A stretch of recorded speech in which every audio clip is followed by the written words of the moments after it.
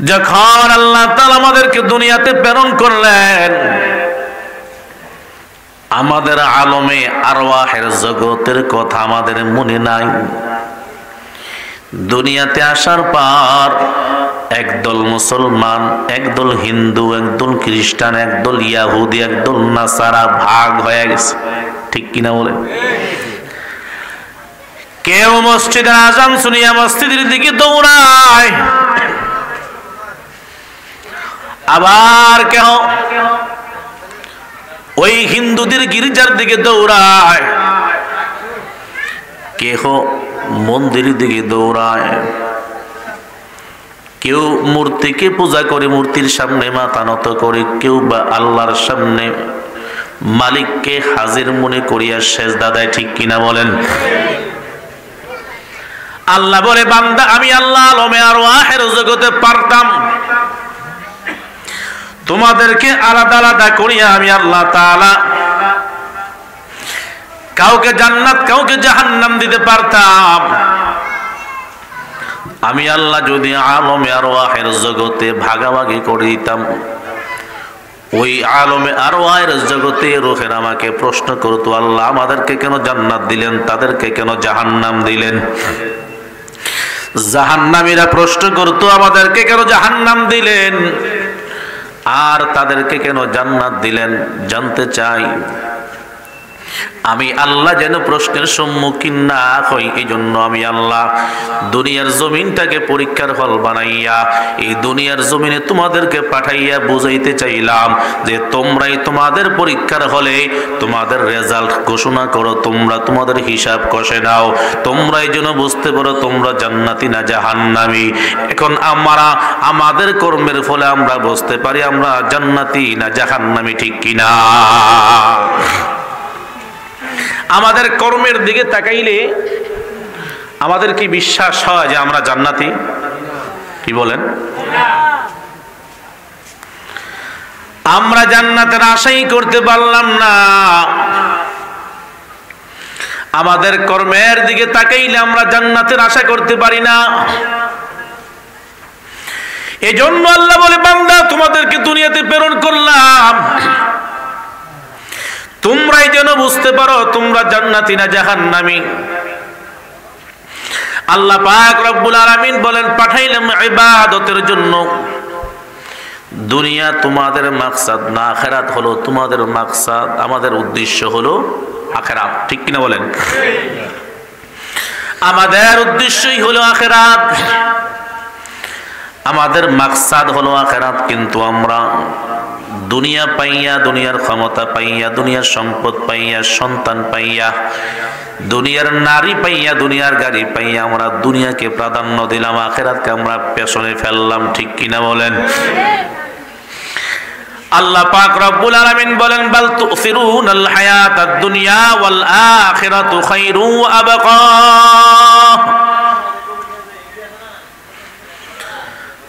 তোমাদের জন্য আখিরাত হলো উদ্দেশ্য, তোমরা বান্দারা বাল তুসিরুনাল হায়াতাদ দুনিয়া, দুনিয়ার জগৎটাকে তোমরা প্রাধান্য দিলা।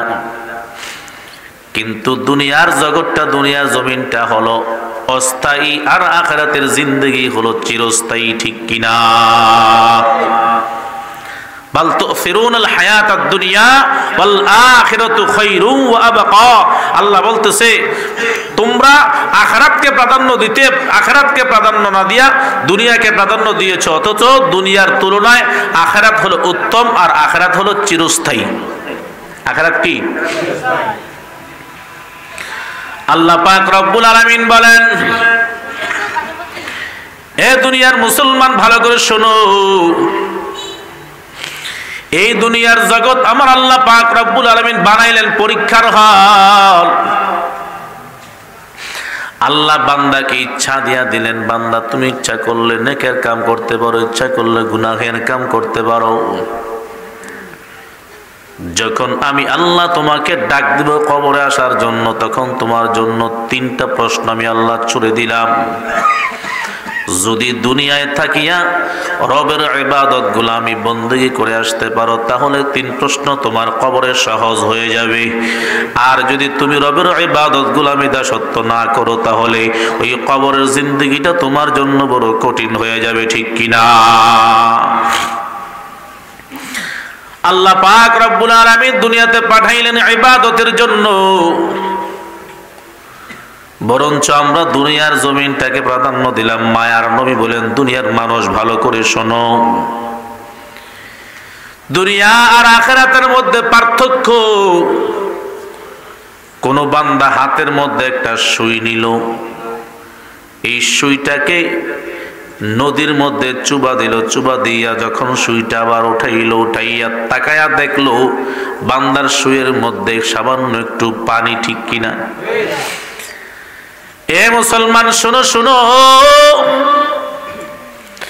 ওই সুয়ের মাথার মধ্যে যতটুকু পানি, ওই পানির সমপরিমাণ হলো দুনিয়াটা। আর সমুদ্রের মাঝে যত পানি আছে, যেটা গণনা করা, ওজন করা কোনো মানুষের দ্বারা সম্ভব না, ওইটা হলো আখিরাত। দুনিয়ার জমিন হলো অল্প জমিন, অল্প সময়।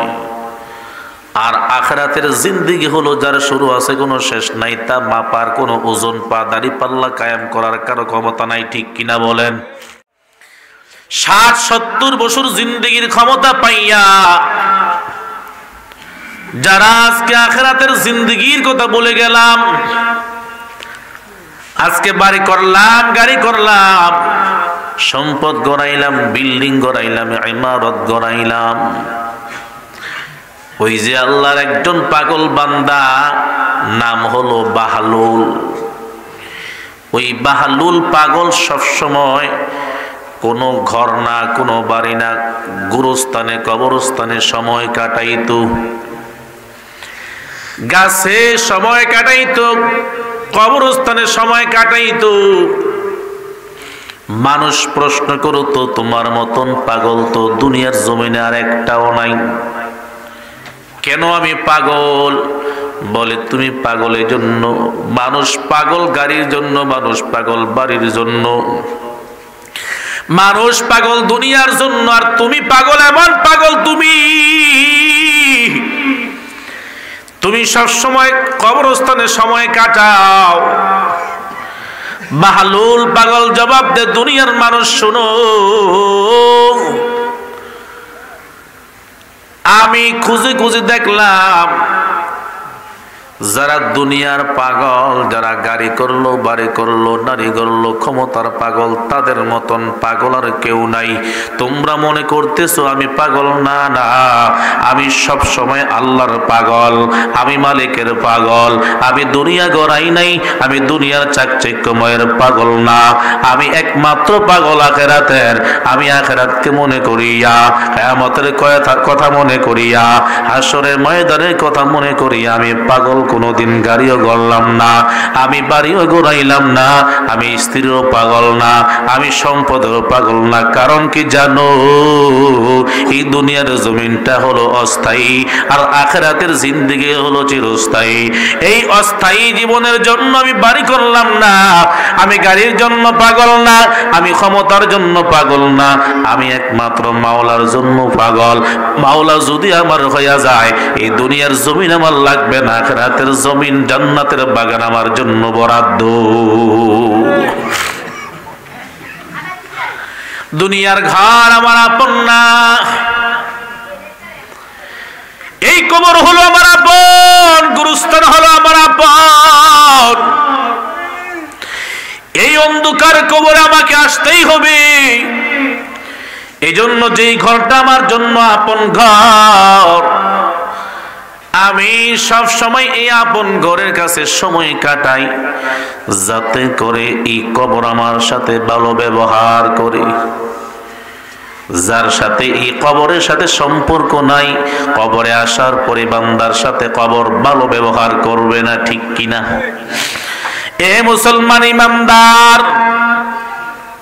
আজকে আমরা দুনিয়া পাইয়া, দুনিয়ার ক্ষমতা পাইয়া দুনিয়ার সম্পদ পাইয়া, দুনিয়ার সন্তান পাইয়া তাদের মোহ ললিত হইয়া আজকে অন্ধকার কবরে কথা বলে গেলাম, হাসরের কথা বলে গেলাম, জান্নাত জাহান্নামের কথা বলে গেলাম। কোন রব আমাদেরকে বানাইলেন, কি আমাদেরকে সৃষ্টি করলেন, তার কথা আমাদের মনেই নাই।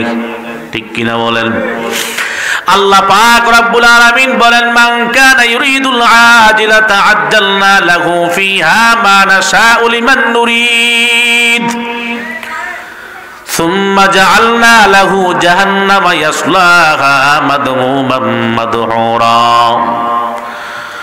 আল্লাহ তাআলা বলেন, আমি আল্লাহ তোমাদেরকে দুনিয়াতে প্রেরণ করলাম, বান্দা দুনিয়াতে যাওয়ার পর আখিরাত তৈয়ার করবা, জান্নাত সাজাইবা।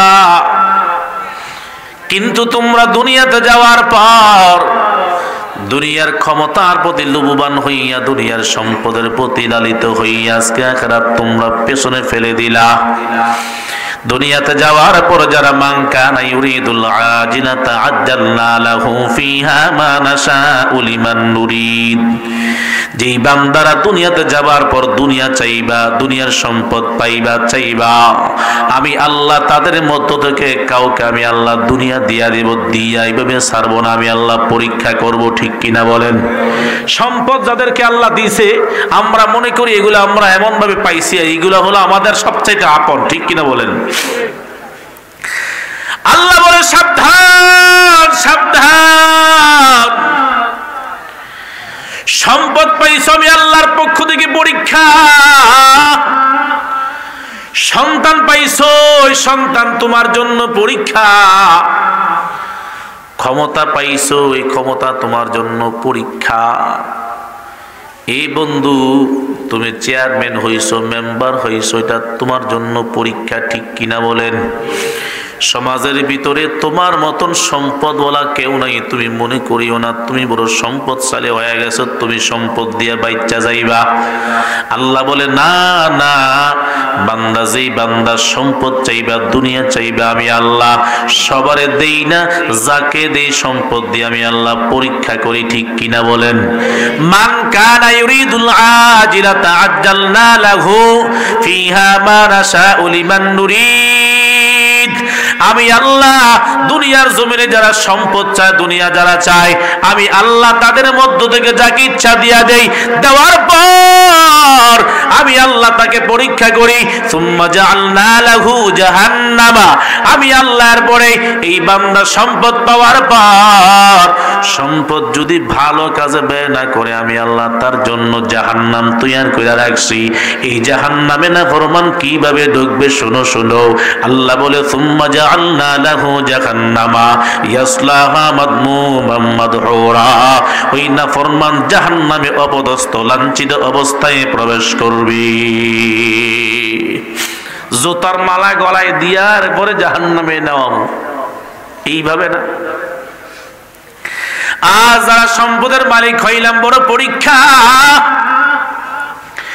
সন্তান আল্লাহর দেওয়া পরীক্ষা। মুসলমান ইমানদার, এই সন্তানকে যদি দিনদার না বানায়া যাইতে পারো, কিয়ামতের ময়দানে যখন সন্তানদেরকে জাহান্নামের ফেরেশতারা জাহান্নামের হ্যান্ডকাপ লাগাইয়া জাহান্নামের দিকে শেষরাইয়া নিয়ে যাবে, ওই সন্তান দাঁড়াইয়া বলবে, আল্লাহ আমার একটা কথা আছে।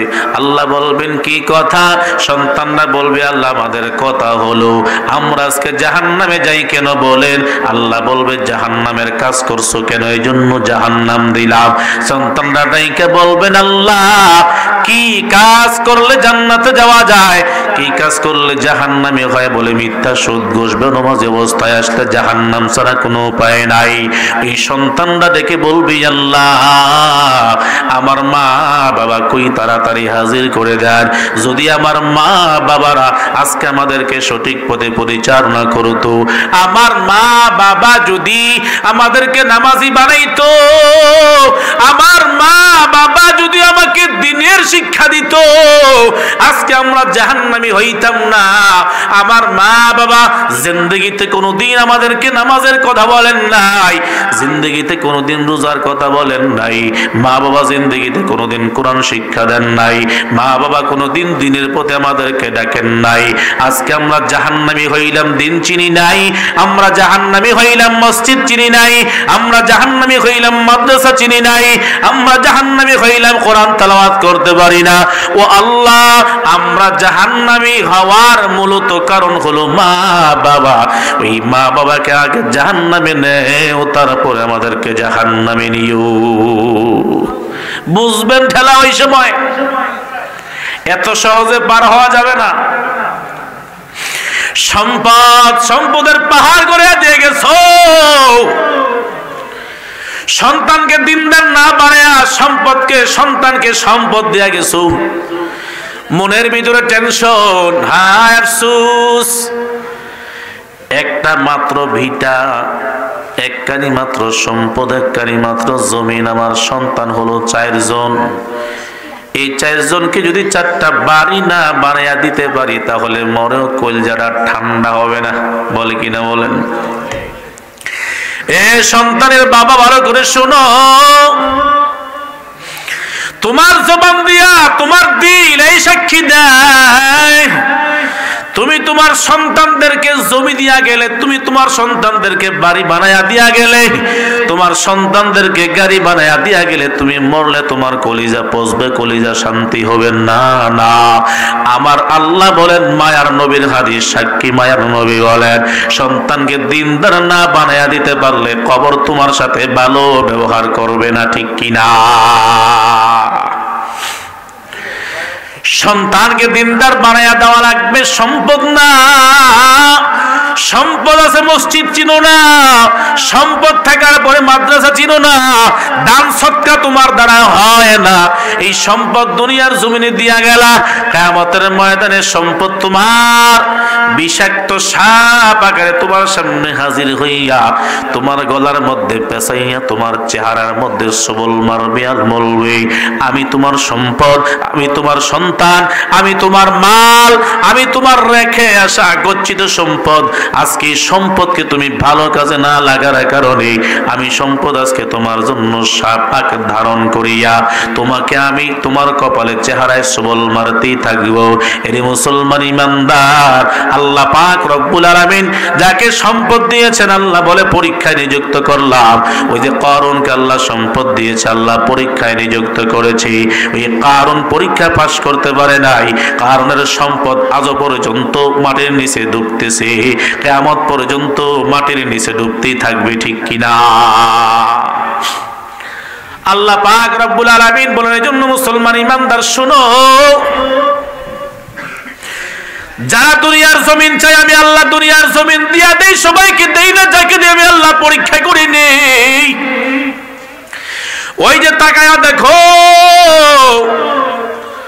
ফেরাউনও কিন্তু একজন সম্পদওয়ালা ছিল, ক্ষমতাওয়ালা ছিল।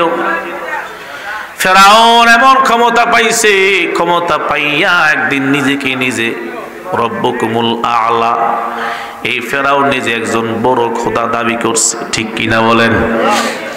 আল্লাহ বলে, সাবধান, সম্পদ পাইয়া ক্ষমতা পাইয়া নিজের খোদা দাবি করিও না। কারণ কি জানো, এই সম্পদ তো তৈরি করে রাখছি, ক্ষমতা তো দিছি, যদি ক্ষমতার অপব্যবহার করো একদিন তোকে জুতার মালা গলায় পরাইয়া বেজ্জতি করব। ঠিক কিনা? ওই ফেরাউনকে আল্লাহ সম্পদ দিয়েছে। ফেরাউন এক সময় ক্ষমতা পাইয়া নিজেকে দাবি করে বলছে যে আমি আনা রব্বুকুমুল আ'লা, আমি তোমাদের সবচাইতে উচ্চ মাকামের রব। আজ থেকে মিশরের জমিনে আমার ইবাদত চলবে, গোলামি চলবে, সেজদা দিলে আমাকেই দিতে হবে। নাউজুবিল্লাহ। আল্লাহ বলে, তোকে আমি আল্লাহ পরীক্ষার জন্য ক্ষমতা দান করলাম। ওই ফেরাউন একদিন পরীক্ষায় পড়ে গেল। মিশরের নীল নদীতে পানি নাই, মিশরের জমিনে পানির ব্যবস্থা নাই, জমিন ফাটিয়া শুকাইয়া চৌচির হয়ে গেল, নদীর মধ্যেও পানি নাই। ভক্তবিন্দুরা ফেরাউনের কাছে আসিয়া বলে, ও আমাদের রব, ও আমাদের খোদা, মিশরের জমিনে পানি নাই, জমিনগুলা ফাটিয়া গেছে, তাড়াতাড়ি পানির ব্যবস্থা করে দেন। যদি পানি না দেওয়া হয় তাহলে একটা জমিনও ফসল দিবে না, তাড়াতাড়ি পানির ব্যবস্থা করেন, কারণ আপনি তো আমাদের রব। এবার ভক্তবিন্দুদেরকে বিদায় দিয়া দিল, যাও পানির ব্যবস্থা হয়ে যাবে। এবার নিরঞ্জন করে গিয়া চিন্তা ফিকির করা আরম্ভ করলো, যদি আগামী দিন পানির ব্যবস্থা করা না যায় তাহলে আমার খোদাগিরি ছুটবে, কি করা যায়? ফেরাউন চিন্তা করলো, আমি যতই খোদা দাবি করি আমি তো খোদা না, আমি আমাকে যতই শক্তিধর মনে করি কিন্তু আসলে তো আমি শক্তিধর না, শক্তিধর একজন আছেন, তিনি কে? আরো জোরে বলেন, তাবারাকাল্লাযী বিয়াদিহিল মুলকু ওয়া হুয়া আলা কুল্লি শাইইন কাদির। বরকতময় ওই আল্লাহ যার হাতে রাজত্ব। রাজত্ব কার হাতে বলেন? আরো জোরে বলেন, সমস্ত ক্ষমতার মালিক কি? দুনিয়ার কোন মানুষ এক ফোঁটা পানি নাজিল করতে পারবে? সন্তান দেওয়ার মালিক কি? সব ক্ষমতার মালিক, হায়াতের মালিক, মৌতের মালিক, রিজিকের মালিক, সব কিছুর মালিক একমাত্র আল্লাহ, ঠিক কিনা বলেন?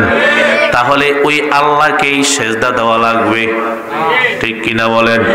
কোরবানি করলেও আল্লাহর নামেই করা লাগবে, মাঝে মধ্যে ডাক আসলে জীবন আল্লাহর জন্যই দিতে হবে, ঠিক কিনা? কুল ইন্না সালাতি ওয়া নুসুকি ওয়া মাহইয়ায়া ওয়া মামাতি ওয়া মামাতি লিল্লাহি রাব্বিল আলামিন। আল্লাহ পাক রব্বুল আলামিন বলেন, হে নবী আমার জানায়া দেন, কুল ইন্না সলাতি, নিশ্চয় আমার নামাজ, ওয়া নুসুকি আমার কুরবানি, ওয়া মাহইয়ায়া আমার হায়াত, ওয়া মামাতি আমার মউত, লিল্লাহি রাব্বিল আলামিন একমাত্র আল্লাহ তাআলার জন্য, ঠিক কিনা? ফেরাউন চিন্তা করতেছেন, আমি তো আসল খোদা না, আমি তো আসল রব না, পানি দেওয়ার ক্ষমতা তো আমার নাই। চিন্তা করলো কোথায় যাব, যদি পানি না দিতে পারি আমার খোদাগিরি থাকবে না। এবার চিন্তা ফিকির করলো, আসলে যিনি মালিক তিনার সাথে সম্পর্ক করা লাগবে। রাতের গভীর রজনীতে পাহাড়ের চূড়ায় উঠিয়া, ওই গাছের মধ্যে উঠিয়া, পাগুলো উপরের দিকে দিয়া, মাথাটা নিচের দিকে দিয়া ডাক দেয়, ও আল্লাহ তুমি তো একজন রব, এটা আমার বিশ্বাস, কিন্তু আমি মানতে পারি না, আমার কপাল বড় খারাপ। আমি দুনিয়া চাই, আমি আখিরাত চাই না। আমার দুনিয়ার প্রয়োজন, দুনিয়ার ক্ষমতা আমি চাই, আখিরাত আমার প্রয়োজন নাই।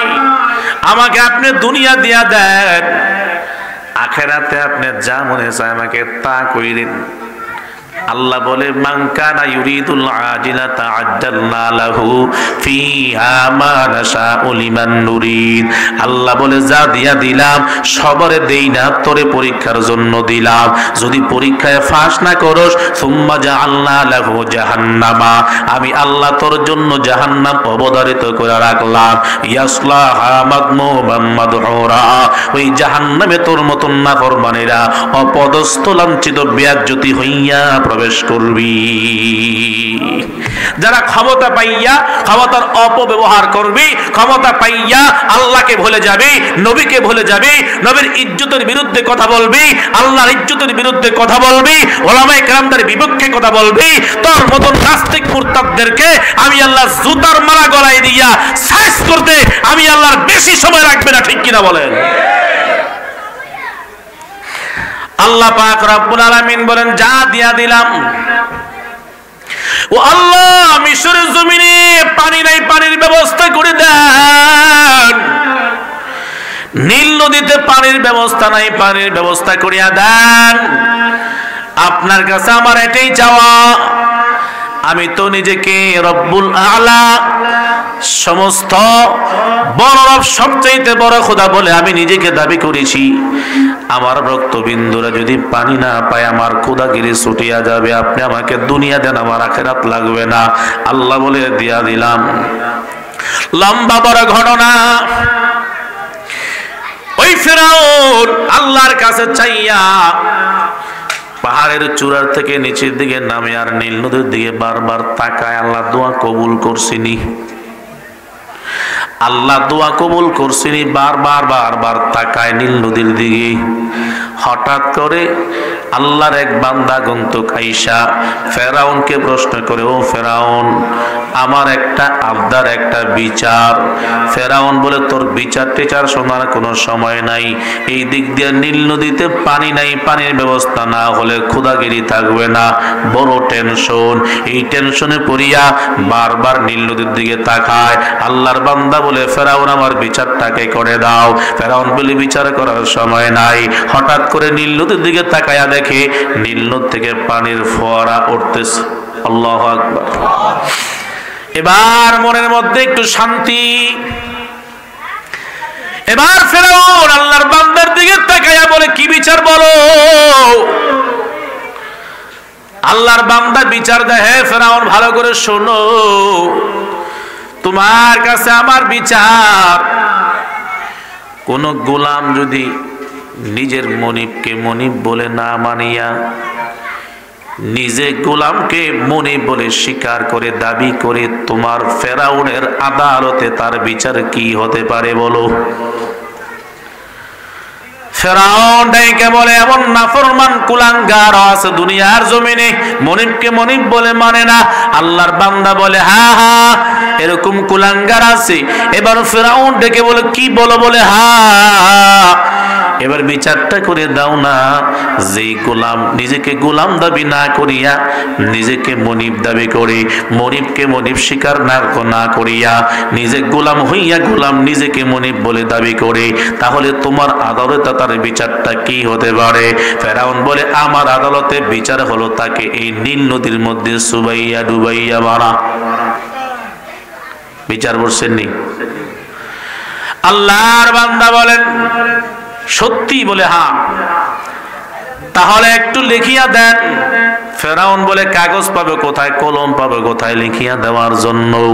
আল্লাহর বান্দা কাগজ হাজির করলেন, এবার কলমও হাজির করলেন। ফেরাউন, ভালো করে লিখিয়া দাও, সুন্দর করে লিখিয়া দাও।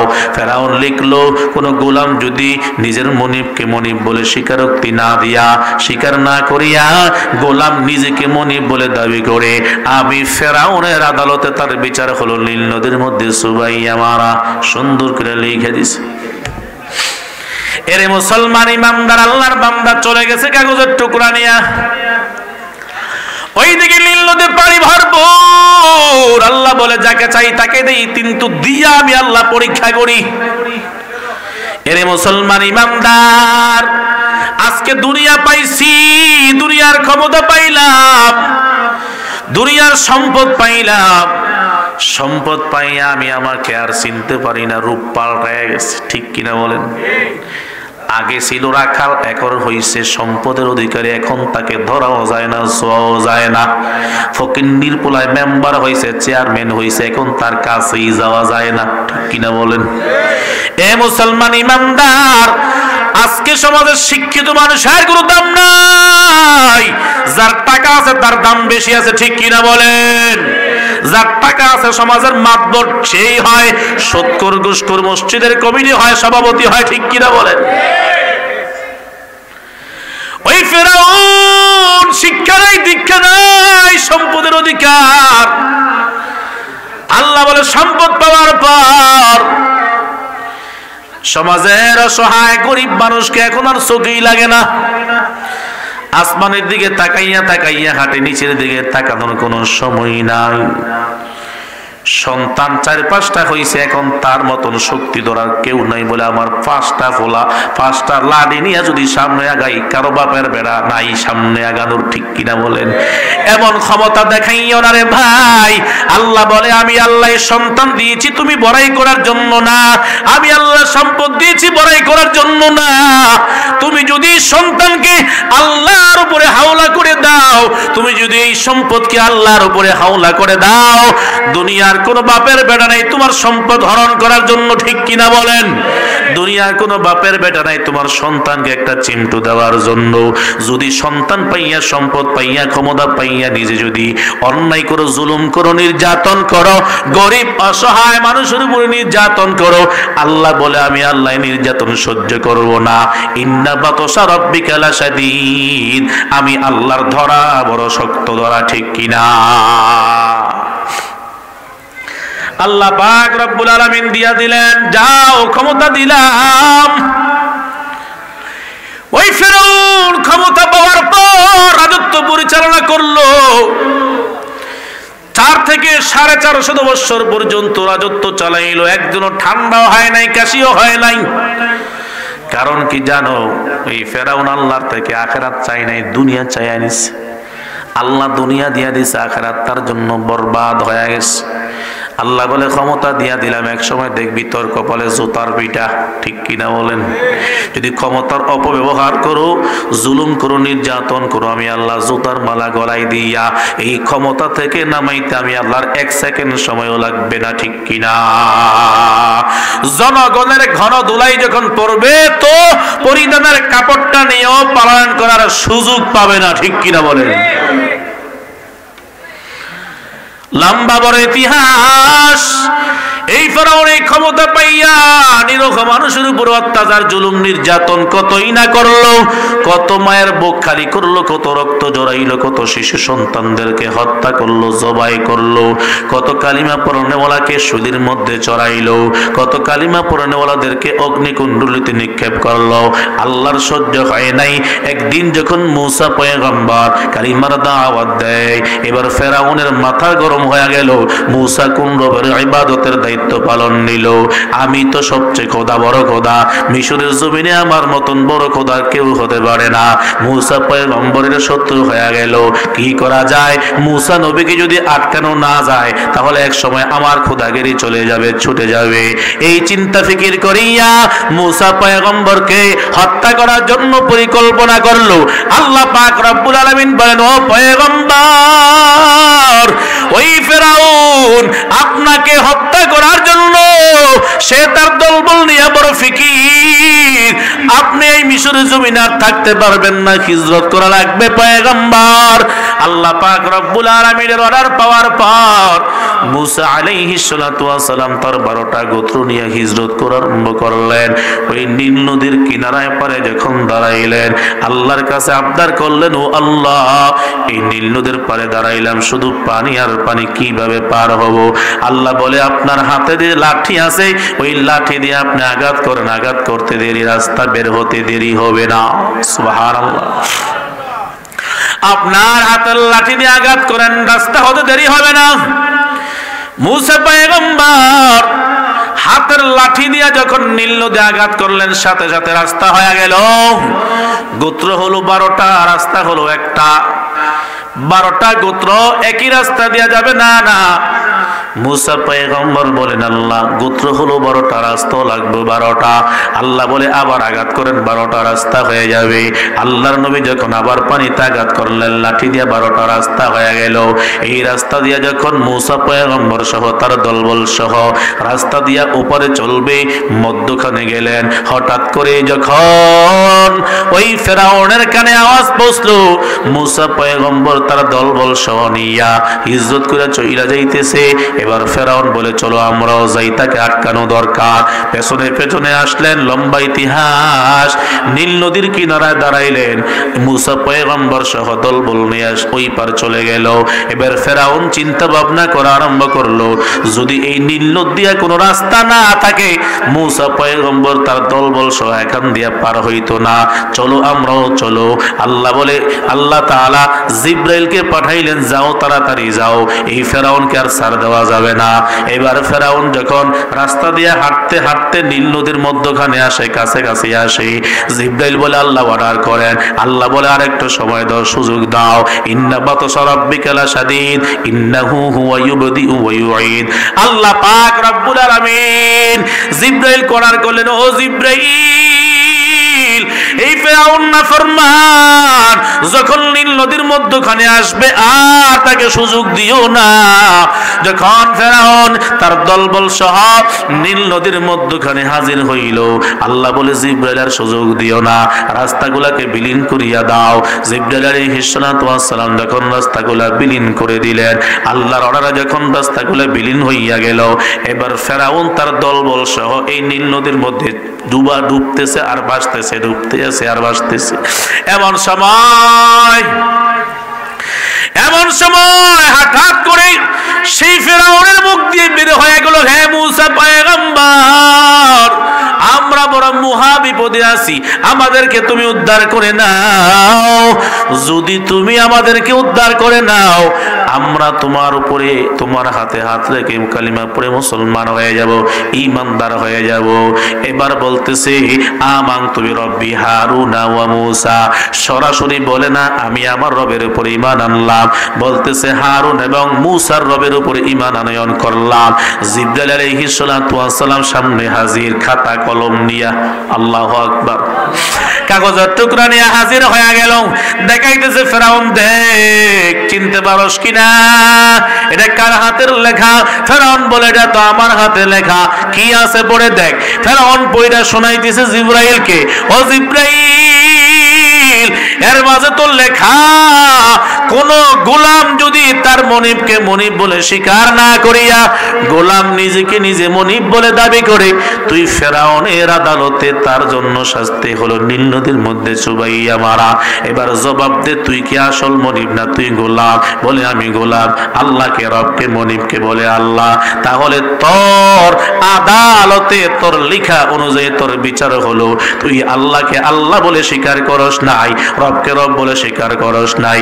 দুনিয়ার ক্ষমতা পাইয়া, দুনিয়ার লোভ পাইয়া, দুনিয়ার সব পাইয়া আমার মালিককে ভুলিয়া তুই নিজেকে খোদা বলে দাবি করছস।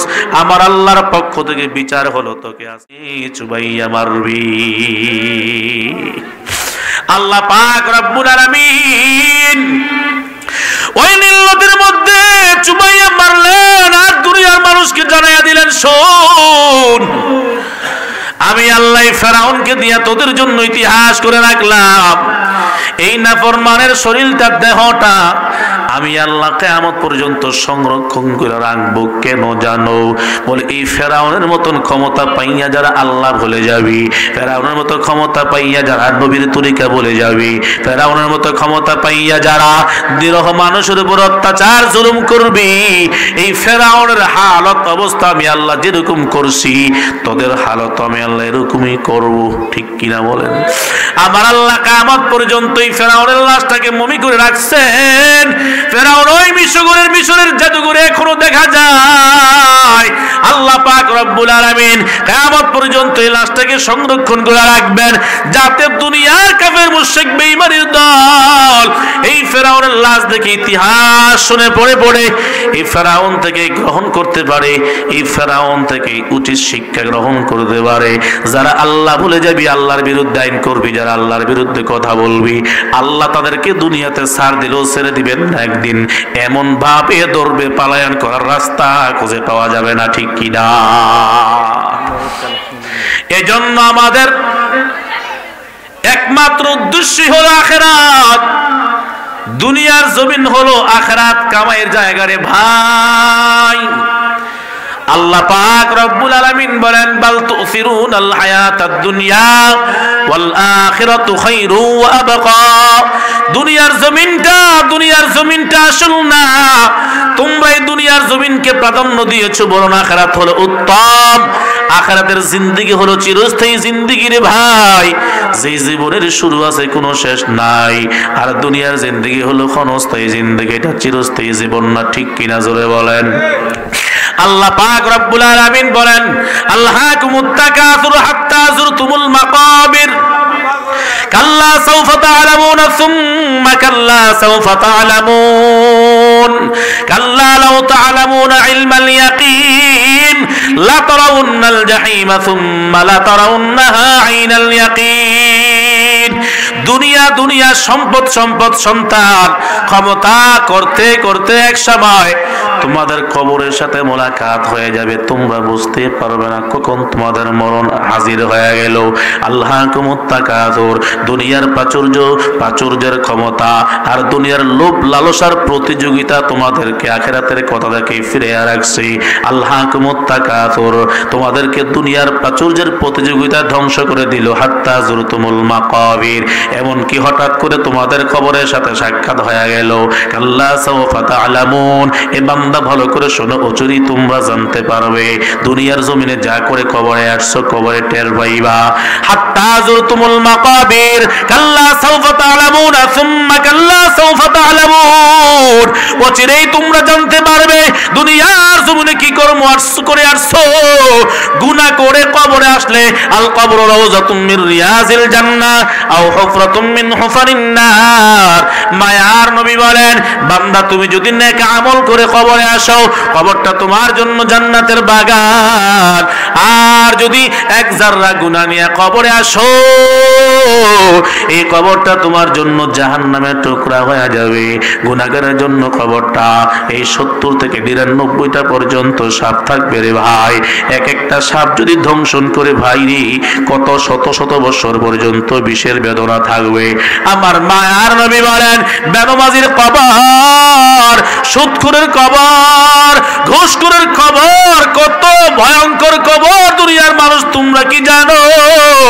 আমার নবী এক হাতের আঙ্গুল গুলি আরেক হাতের আঙ্গুলের ভিতরে ঢুকাইয়া সাহাবায়ে কেরামদেরকে ডেকে ডেকে বলে, ও সাহাবায়ে কেরাম দেখো, নাফরমান গুনাহগার বান্দা যখন গুনাহ নিয়ে কবরে আসবে, নাফরমান বান্দা যখন নাফরমানি করিয়া কবরে আসবে, আর বেনমাজি বান্দা যখন নামাজ না পড়িয়া কবরে আসবে, সুদখোর বান্দা যখন সুদ খাইয়া কবরে আসবে, ঘুষখোর বান্দা যখন ঘুষ খাইয়া কবরে আসবে, তার কবরের এক পাশের মাটিগুলা আরেক পাশের মাটির সাথে এমন জোরে চাপ মারবে, এইভাবে হাতের আঙ্গুলগুলি, একটা হাতের আঙ্গুলগুলি আরেকটা হাতের আঙ্গুলের ভিতরে যেভাবে প্রবেশ করেছে, নাফরমানকে কবরের মাটি এমন ভাবে চাপা মারবে, তার এক পাশের হাড্ডিগুলো আর এক পাশের ভিতরে ঢুকিয়া যাবে। এই বান্দা কঠিন মুসিবতের সময় তার কেউ আপনজন বলতে কেউ থাকবে না রে বাবা।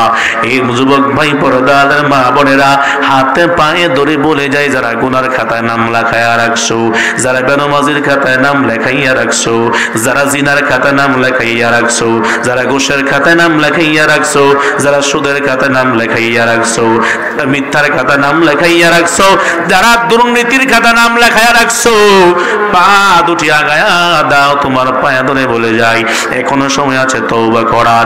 আল্লাহর দরবারে যদি খাটি দিলে তওবা করতে পারো, আল্লাহ ওয়াদা করেছেন, কুল ইয়া ইবাদিয়াল্লাযীনা আসরাফু আলা আনফুসিহিম লা তাকনাতু মির রাহমাতিল্লাহ ইন্নাল্লাহা ইয়াগফিরুদ যুনুবা জামিআ ইন্নাহু হুয়াল গফুরুর রহিম। আল্লাহ বলে, হে নবী আপনি বলেন, কুল ইয়া ইবাদিয়াল্লাযীনা আসরাফু আলা আনফুসিহিম, এ বান্দারা যারা নিজেদের নফসের উপর জুলুম অত্যাচার করেছো, গুনাহ করেছো, সুদখোর বান্দারা, বেনমাজি বান্দারা, আসো তওবা করার জন্য খাটি দিলে তওবা করে নাও। ইন্নাল্লাহা ইয়াগফিরুয যুনুবা জামিআ, আল্লাহ গুনাহগারের গুনাহ ক্ষমা করতে বড় ভালোবাসেন। ইন্নাহু হুয়াল গফুরুর রহিম, আল্লাহ বড় ক্ষমাশীল, আল্লাহ বড় দয়াবান। খাটি দিলে তওবা করতে পারলে আল্লাহ জীবনে আর গুনাহ করব না, যদি খাটি দিলে তওবা করা যায়, আল্লাহ ওয়াদা করেছেন বান্দার জীবনের সব গুনাহগুলি মাফ করে দিবে। এজন্য আজ থেকে আমরা নিয়ত করি, এই কবর কিন্তু ভয়ানক কবর, যেই কবরে মা বাবা আত্মীয় স্বজন বন্ধু বান্ধব কেউ যাবে না, কোনো আলোর ব্যবস্থা নাই, বালিশের ব্যবস্থা নাই, বিছানার কোনো ব্যবস্থা নাই, কোনো সারা শব্দ নাই, যোগাযোগের কোনো মাধ্যম নাই। ওই অন্ধকার কবরে আমাকে আপনাকে একাই যেতে হবে, ঠিক কিনা জোরে বলেন? ওই কবরের সামান যদি ভালো না হয় আর নেক আমল নিয়ে যদি যাইতে না পারি, তাহলে কবর আমাদের সাথে ভালো ব্যবহার করবে না। এজন্য আসুন, কবরের সামান আপনাকে আমাকে নিজেই জোগাড় করতে হবে। আখিরাতের জিন্দেগি আমার আপনার নিজেই পরিপাটি করে যেতে হবে। যার দুনিয়া ভালো, দুনিয়াতে যে যতটুকু ভালো করব তো তার কবরও ভালো, হাসরও ততটুকু ভালো হবে। ঠিক কিনা বলেন? আর দুনিয়াতে যে যত গুনাহ করে কবরে যাব তো কবরও শাস্তি, হাসরের ময়দানে কঠিন মুসিবত, জাহান্নাম ছাড়া উপায় নাই। ঠিক কিনা বলেন? এজন্য কবর সাজাইতে হলে সাজাইতে হবে। কবরের বন্ধু, কবর যদি আলোকিত করতে হয় তাহলে 5 ওয়াক্ত নামাজ সময় মতো আদায় করতে হবে। ঠিক কিনা বলেন? আর এই নামাজ পড়ার জন্য যাওয়া হয় মসজিদে। আমরা যদি মসজিদে যাইয়া 5 ওয়াক্ত নামাজ আদায় করতে পারি, 1 ওয়াক্ত নামাজ 1 রাকাত নামাজ পড়লে মসজিদে হাজির হইয়া আল্লাহর রাসূল বলেন, যদি কেউ জুমার মসজিদে 1 রাকাত নামাজ পড়ে তাহলে তার আমল নামায় 1 রাকাতের বিনিময়ে আল্লাহ 500 রাকাতের সওয়াব লিখে দেয়। জুমার মসজিদে 1 রাকাত নামাজ পড়লে 500 রাকাতের সওয়াব। আর যদি কেহ মক্কায় আল্লাহর ঘরে 1 রাকাত নামাজ পড়ে তাহলে 1 লক্ষ রাকাতের সওয়াব। আর যদি মসজিদে নববীতে কেউ যাইয়া 1 রাকাত নামাজ পড়ে, আল্লাহর রাসূল বলেন 50,000 রাকাতের সওয়াব আল্লাহ তাআলা আমল নামায় দান করেন। তাহলে জামাতের সাথে নামাজ পড়লে 1 রাকাতে 70 রাকাত। 1 রাকাতে কেউ বলেছেন 25-27 আর মেসওয়াকের সাথে নামাজ পড়লে 1 রাকাতে 70 রাকাতের সওয়াব। সুবহানাল্লাহ বলেন। তাহলে মসজিদ হলো কার ঘর? আল্লাহর ঘর। জোরে বলেন, কার ঘর? এখন এই মসজিদ ছাইরা আমরা যদি কেউ বাড়িতে নামাজ পড়ি, হ্যাঁ, আল্লাহর রাসূল এই ব্যাপারে ওয়াইদ করেছেন, ধমক দিয়েছেন। আমি রাসূল সাল্লাল্লাহু আলাইহি ওয়াসাল্লাম বলেছেন, যদি এলাকার মধ্যে, সমাজের মধ্যে কোনো ঘরে যদি নারী, পুরুষ, নারী আর ছোট বাচ্চারা না থাকতো তো আমার মন চায় যে আমি ওই ঘরটা আগুন দিয়ে জ্বালায়া দেই, যে ঘরে শক্তি থাকা সত্ত্বেও পুরুষ লোকেরা ঘরে নামাজ পড়ে মসজিদে হাজির হয় না। হ্যাঁ, আল্লাহর রাসূল বলেন আমার মন চায় যে ওই ঘরগুলো আমি আগুন দিয়ে জ্বালায়া দিই। তাহলে মসজিদে আইসা নামাজ পড়ার গুরুত্ব কম না বেশি? অনেক বেশি।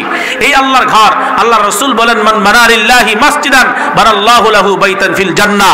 যেই বান্দা আল্লাহর জন্য ঘর বানায়, আল্লাহ তার জন্য জান্নাতে বালাখানা বানাবে। সুবহানাল্লাহ।